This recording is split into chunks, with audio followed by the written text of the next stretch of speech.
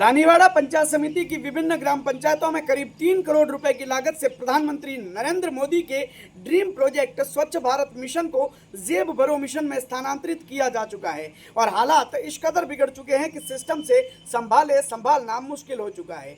JJM के बाद स्वच्छ भारत मिशन दूसरा ऐसा प्रोजेक्ट है जिसमें समूल भ्रष्टाचार की पराकाष्ठा पूरी की जा रही है। नमस्कार, हमारा नाम है रतन मफत सिंह राव और आप देख रहे हैं दी रतन टॉप का विशेष कार्यक्रम मुनाफाखोर बहरूपीए। मित्रों, रानीवाड़ा पंचायत समिति की विभिन्न ग्राम पंचायतों में सफाई व्यवस्था के नाम पर जो लूटमार की जा रही है उसकी साधारण व्याख्या अगर की जाए तो एक ही बात निकलकर सामने आती है और वह है पीएम नरेंद्र मोदी के इस ड्रीम प्रोजेक्ट पर काम करने वाली विभिन्न फर्मों की असली कहानी। दरअसल रानीवाड़ा में इस प्रोजेक्ट पर काम करने वाली कोई एक भी फर्म गाइडलाइन के अनुसार सही नहीं ठहर रही। आपको ज्ञात होगा कि दिसंबर माह के आसपास सफाई कार्य के लिए जो निविदाएं आमंत्रित की गई थी वो ओपन निविदाएं वैसे तो पंचायत स्तर पर जारी की जानी थी, किंतु जिम्मेदार अधिकारियों ने उक्त निविदाओं की पूरी प्रक्रिया पंचायत समिति स्तर पर संपन्न करवाई। पंचायत समिति में मौजूद विश्वस्त सूत्रों की माने तो इस निविदा प्रक्रिया के दौरान लगभग सभी ग्राम पंचायतों के सरपंच और ग्राम विकास अधिकारियों के डोंगल पंचायत समिति में मंगवाए गए थे और निविदा संबंधी समस्त कार्य पंचायत समिति स्तर पर ही करवाए गए थे।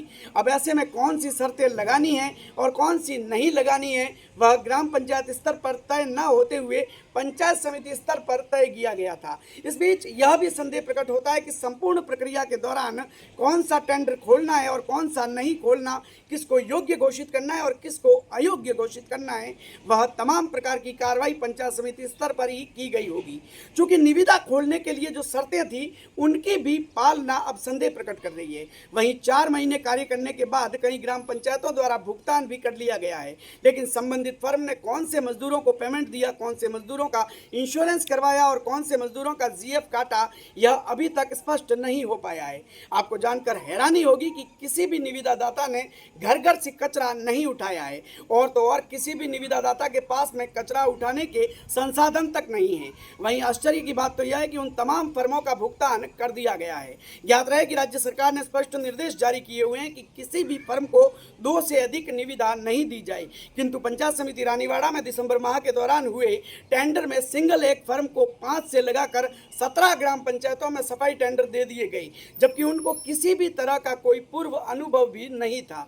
वहीं इस वित्तीय वर्ष में भी जो निविदा खोली गई है उसमें किसी तरह का कोई नियम पालन नहीं किया गया है। राज्य सरकार के स्पष्ट निर्देशों के बावजूद उन निर्देशों की अवहेलना की जा रही है। सूत्रों की माने तो ग्राम पंचायत स्तर के कर्मचारियों को क्षेत्रीय जनप्रतिनिधियों एवं पार्टी समर्थित ठेकेदारों द्वारा दबाव में डालकर मनमर्जी से निविदा खोली जा रही है। दी रतन टॉप वित्तीय 2 वर्षों के भीतर पंचायत समिति रानीवाड़ा में करवाए गए टेंडरों की उच्च स्तरीय जांच हेतु राज्य सरकार के जिम्मेदार अधिकारियों व जनप्रतिनिधियों को शिकायत दर्ज करवा रहा है। मित्रों, ग्रामीण क्षेत्रों में सफाई हेतु निविदादाता यदि टेंडर लेता है तो उसे सर्वप्रथम मानव संसाधन उपलब्ध करवाने होंगे। वहीं उक्त संस्थान को श्रम विभाग के अंदर रजिस्टर्ड किया जाना अति आवश्यक होता है, लेकिन गौर करने वाली बात यह है कि रानीवाड़ा में एक भी ऐसी संस्थान नहीं है जिसने सफाई का टेंडर लिया है और वह श्रम विभाग से रजिस्टर्ड है। अतः जिम्मेदार अधिकारियों को चाहिए कि वह इन सभी फर्मों को तत्काल प्रभाव से ब्लैकलिस्टेड करें।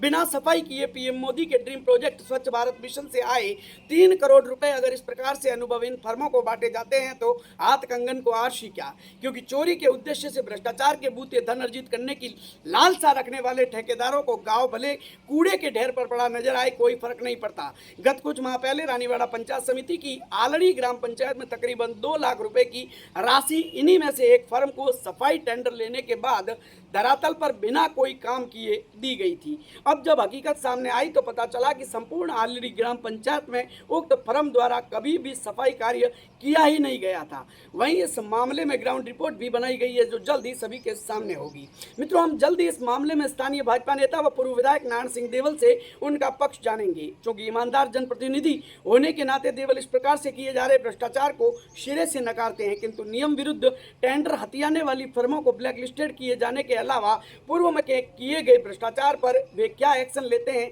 यह भी देखना दिलचस्प होगा। खैर, अब मुझे दीजिएगा इजाजत, कल फिर हाजिर होता हूं, तब तक के लिए good bye and have a nice day.